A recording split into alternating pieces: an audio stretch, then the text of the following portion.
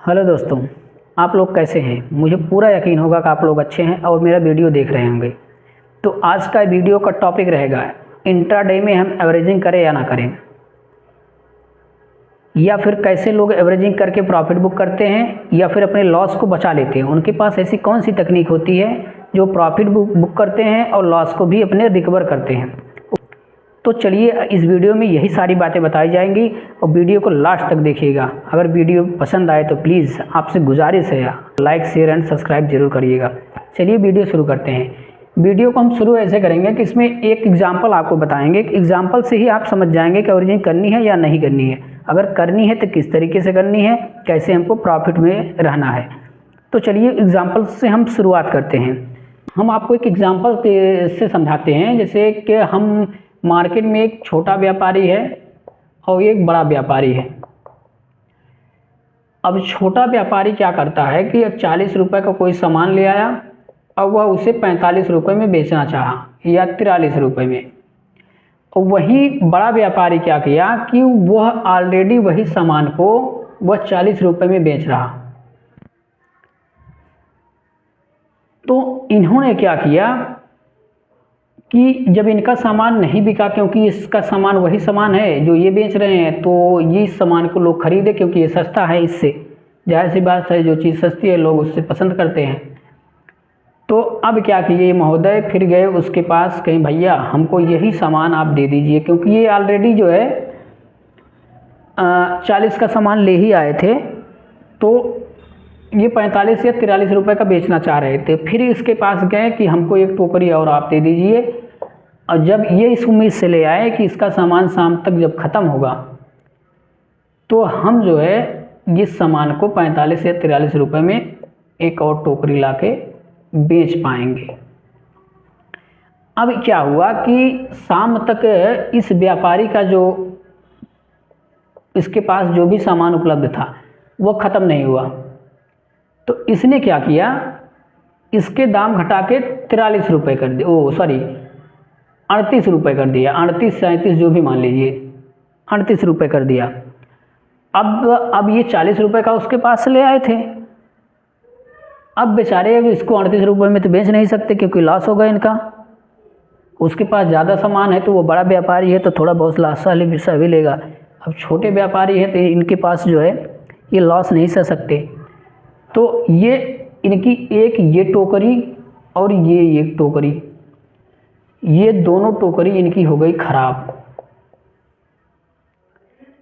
अब ये लॉस में बेच नहीं सकते और ये बेचारे जो है शाम तक इनका सामान नहीं बिका, वापस जो है 80 रुपये का लॉस लेके ये चले गए।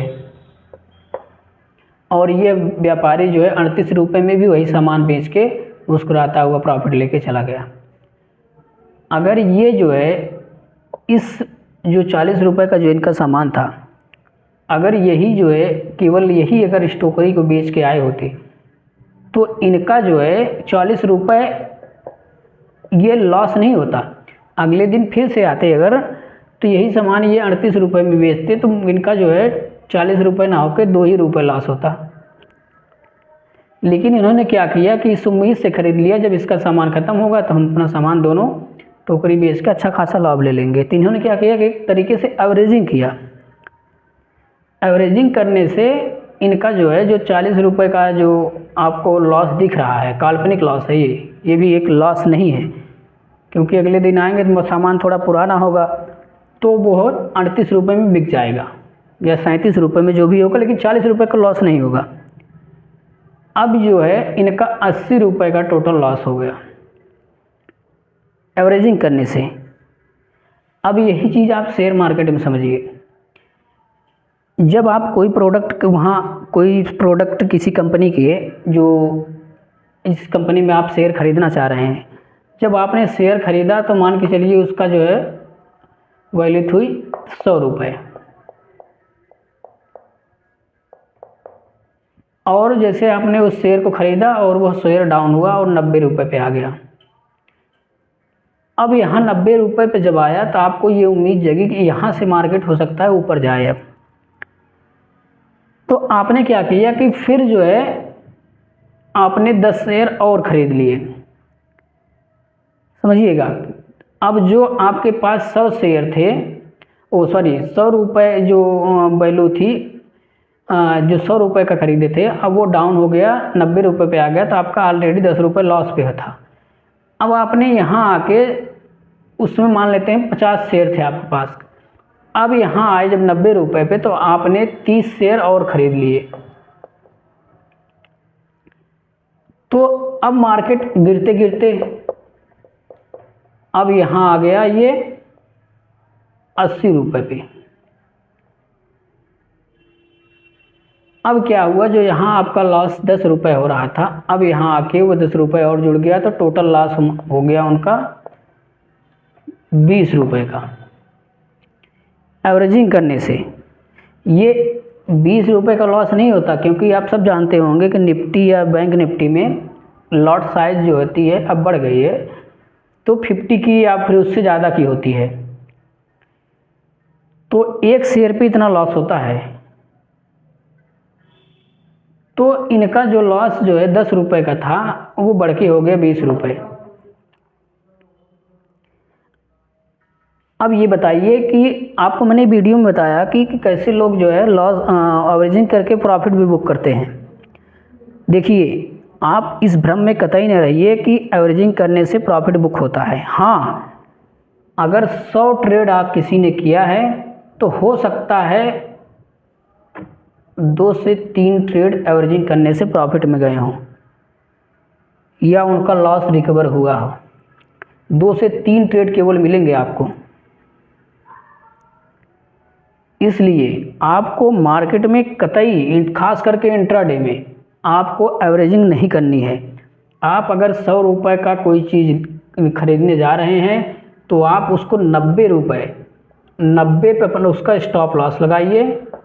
10 रुपये, अगर मान के चलिए आप, हम 90 नहीं कर रहे हैं, एक एग्जांपल आपको बताना, जैसे 100 रुपये का है तो 50 पे आप स्टॉप लॉस लगाइए, ताकि आप जो है 50 रुपये का ही लॉस दिमाग में अपने बसा कर रखिए या बैठा कर रखिए कि हमको 50 रुपये आज के दिन ही लॉस लेने हैं।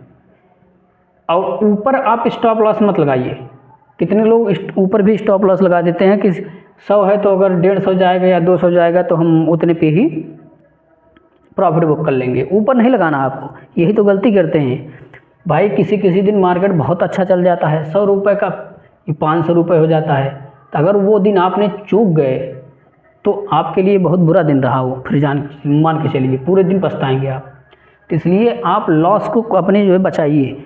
लॉस आप 50 रुपये ऑलरेडी लॉस पे आप लगा दीजिए। अगर मार्केट जैसे कि अगर ये 100 रुपये है, आपका प्रीमियम बढ़ के हो गया या 200 रुपये, अब यहाँ आप देखिए, अगर 200 पे गया तो यहाँ अगर 50 रुपये जैसे नीचे आए, तुरंत आप इसका स्टॉप लॉस लगा दीजिए यहाँ, क्योंकि आप पूरे दिन आज ये सोच के बैठे 50 रुपये ही हमको लॉस लेनी है।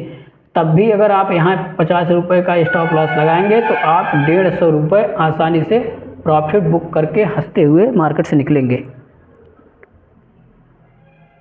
तो मुझे पूरा यकीन है तो वीडियो आपको पसंद आया होगा। तो एक बार फिर आपसे रिक्वेस्ट करते हैं कि प्लीज़ चैनल को लाइक, शेयर एंड सब्सक्राइब जरूर करिएगा।